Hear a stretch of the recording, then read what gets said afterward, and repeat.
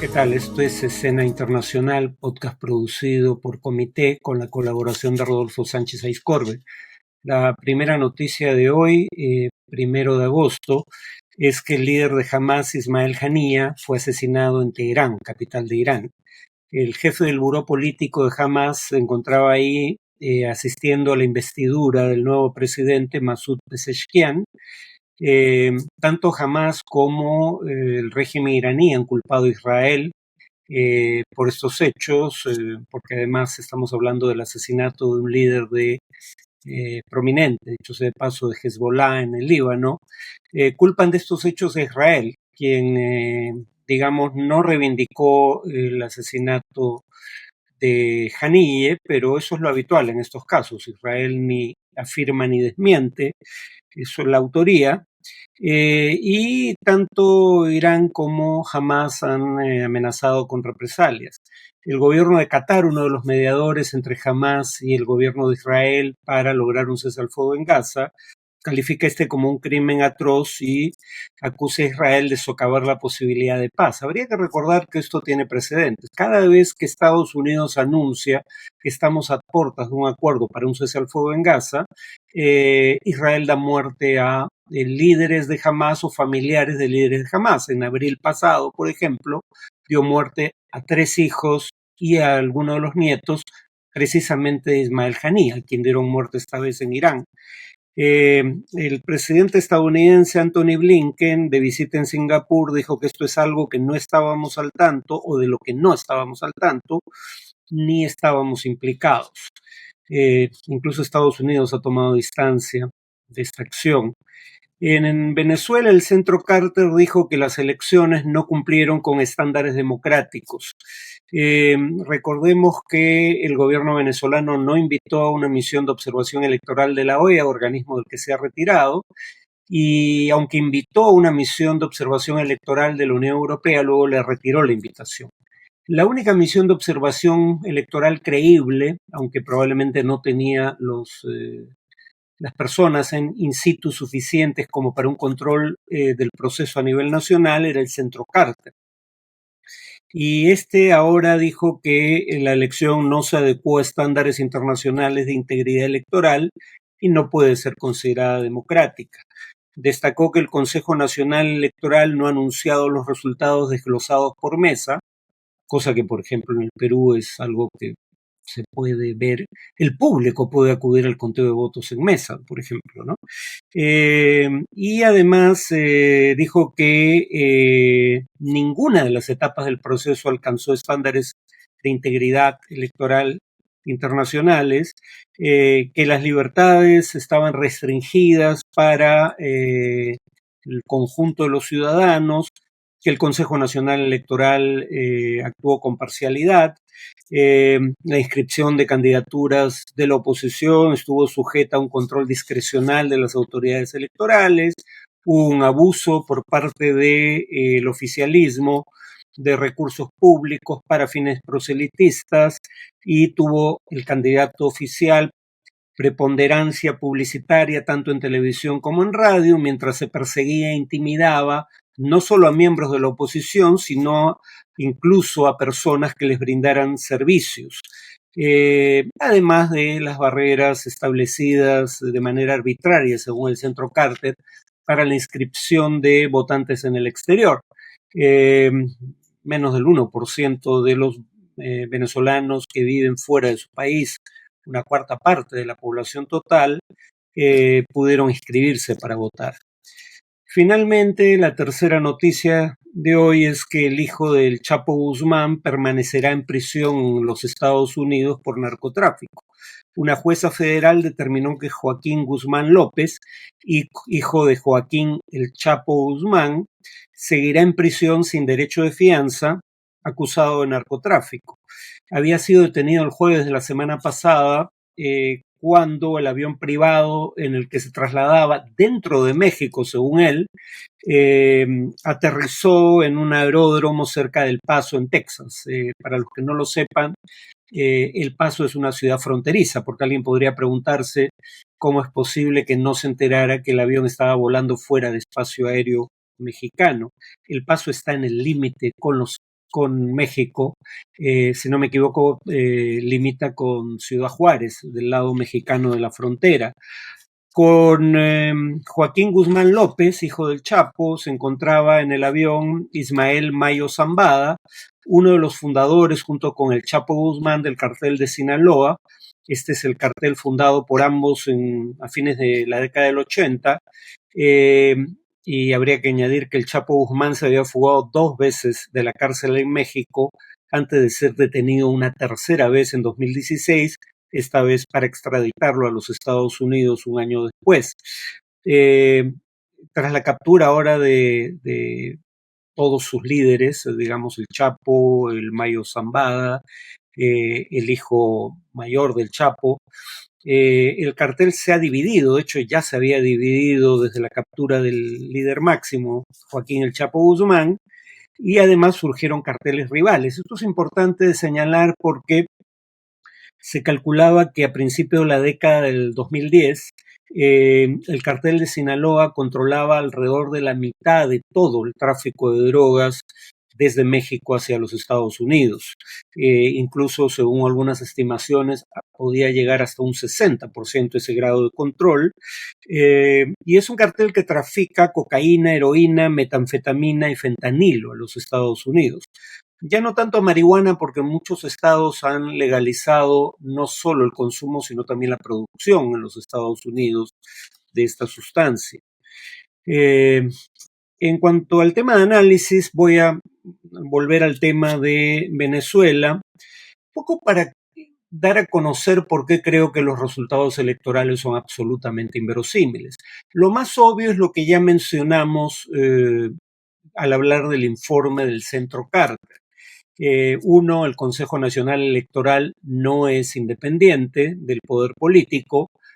Para ejemplificar eso, solo habría que decir que Elvis Amoroso, el presidente del Consejo Nacional Electoral, es un exdiputado y fundador del Partido Socialista Unificado de Venezuela, que es el partido de gobierno.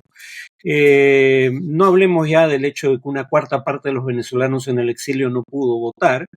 El Consejo Nacional Electoral no solo es una autoridad electoral proselitista, sino que no invitó misiones de observación electoral de la OEA, la Organización de Estados Americanos, y retiró la invitación que ya había extendido a la Unión Europea para que envíe una misión de observación electoral.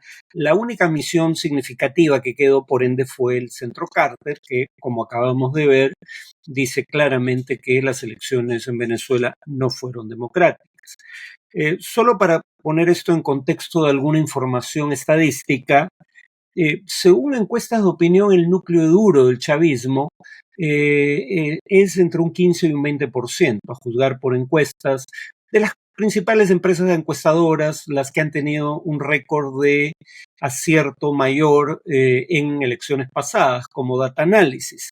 Y Data Analysis en esta elección daba un margen de diferencia en favor del candidato González de la oposición, de unos 20 puntos. Y esta era la diferencia más estrecha. Delfos, otra encuestadora con un grado de acierto significativo en el pasado, daba un 27% de ventaja a Edmundo González por sobre la candidatura de Nicolás Maduro. Más allá de las encuestas, que tienen un cierto grado de error, las encuestas a boca de urna, dos también de entidades prestigiosas, daban una diferencia de hasta 30 puntos en favor de Edmundo González. Y ya no hablando de conteo a boca de urna, es decir, la encuesta que se realiza con personas que acaban de salir de votar y se les pregunta sobre cómo votaron, no sobre su intención de voto a futuro, más acertada que el conteo de boca de urna, que a su vez era más acertado habitualmente que las encuestas de opinión previas a la elección, es el conteo rápido. ¿Qué cosa es el conteo rápido? Es un conteo de votos que se hace sobre la base de actas electorales con base en resultados ya certificados, ¿no? Se toma una muestra representativa del universo de actas electorales y con base en esa muestra se estima el resultado con un grado de acierto bastante alto, Bueno, el conteo rápido también ratificaba que el candidato principal de la oposición había ganado la encuesta. Por eso es francamente inverosímil el resultado oficial, eh, según el cual Maduro obtuvo una ventaja de más de 7 puntos por sobre Edmundo González. Ahora, dejemos de lado el tema de las encuestas a boca de urna o previas a la elección o el conteo rápido y veamos las circunstancias que ha vivido Venezuela durante el chavismo y en particular en los 10 años de gobierno que ha ejercido Nicolás Maduro. Y pregúntense si en un país en las circunstancias que estoy a punto de describir es creíble que el chavismo obtenga más del 50% del voto popular. En primer lugar, la cuarta parte de los ciudadanos ha votado con los pies, marchándose del país. 7.7 millones de venezolanos, según la ONU, están fuera de Venezuela, han salido del país durante el régimen chavista, eso es más o menos la cuarta parte de la población total, y eso es producto en parte de la hecatombe económica que ha ocurrido en Venezuela. Según el Fondo Monetario Internacional, al cierre de 2021, contando como punto de inicio el 2013, repito, según el FMI, al cierre de 2021, la economía de Venezuela se había contraído un 83.5%, es decir, la economía venezolana era menos de la quinta parte en 2021 de lo que era en 2003. Ha crecido a partir de entonces, pero eso es poco más que un rebote estadístico, ¿no? Y sigue siendo muy pequeña comparado con el nivel que tenía en 2013. Eh, la tabla de hiperinflación de Hanke Cruz, así se llama por los autores que la compilaron inicialmente, la tabla Hanke Cruz ubica a Venezuela como un país con hiperinflación a partir de fines de 2016. ¿Por qué son importantes las fechas que acabo de dar? Porque obviamente el régimen culpa de los problemas de la economía venezolana a las sanciones del gobierno de los Estados Unidos. Y aunque es cierto que las sanciones son parte de la explicación del mal desempeño de la economía venezolana, no son ni por asomo la principal explicación. Las sanciones que afectan no a individuos o empresas específicos, sino al conjunto de la economía, se aprueban recién con Donald Trump. Donald Trump llega al gobierno en 2017 y algunas de estas sanciones no se aprueban hasta 2018. Ya en 2016, recuerden, Venezuela había entrado en hiperinflación y ya en 2013 había entrado en una depresión económica, antes de la llegada al gobierno de Donald Trump.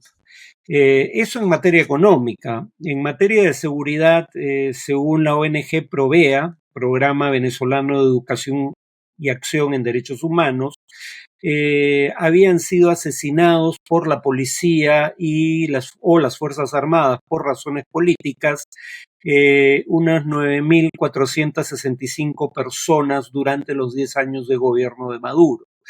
Y según la organización no gubernamental Observatorio Venezolano de Violencia, que hace sus propios cálculos en base a información periodística, dado que no hay información oficial sobre tasas de homicidio, la tasa de homicidios de Venezuela era en 2023 de 26.8, es decir, 26.8 homicidios por año por cada 100.000 habitantes. Para ponerlo en contexto, si bien esto es menor que la tasa de homicidio de 2022, en América Latina solo Ecuador y Honduras superaban a Venezuela en cuanto a tasa de homicidios, ¿no?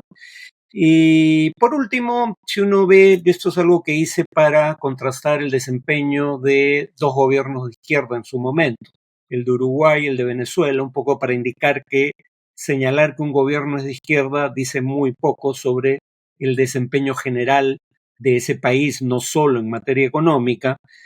Como la comparación era con el gobierno de izquierda en Uruguay, ese ya llegó a su fin, la comparación era para 2018. Entonces, cuando uno veía, por ejemplo, el índice de percepción de la corrupción de Transparencia Internacional, Venezuela era el país con mayor nivel percibido de corrupción en América Latina. y estaba en el puesto 168 de un total de 180 países. Uruguay era el país con menor corrupción, ambos con gobiernos de izquierda. Y no importaba el índice que tomaran como referencia, siempre Uruguay era primero o estaba en los primeros lugares con un gobierno de izquierda, y Venezuela, también con un gobierno de izquierda, estaba último. En cualquier ranking que tomaran como referencia. Por ejemplo, el índice de Estado de Derecho del World Justice Project, el informe de libertad en el mundo de Freedom House, o el índice de libertad económica de Heritage, si no me equivoco, aunque este último es más cuestionable, pero digamos, no importaba el índice que tomaran, Uruguay ocupaba los primeros lugares y Venezuela era siempre último. Y eso demuestra obviamente que el ser de izquierda ambos gobiernos no ayuda a explicar gran parte o gran cosa en materia de desempeño político, económico o institucional. Mi punto aquí era más o menos obvio. Es creíble que bajo estas circunstancias el gobierno tuviera más de la mitad de los votos. La respuesta es obvia y por ende la pregunta era retórica, ¿no? Bueno, eso es todo por hoy. Nos vemos en el siguiente podcast.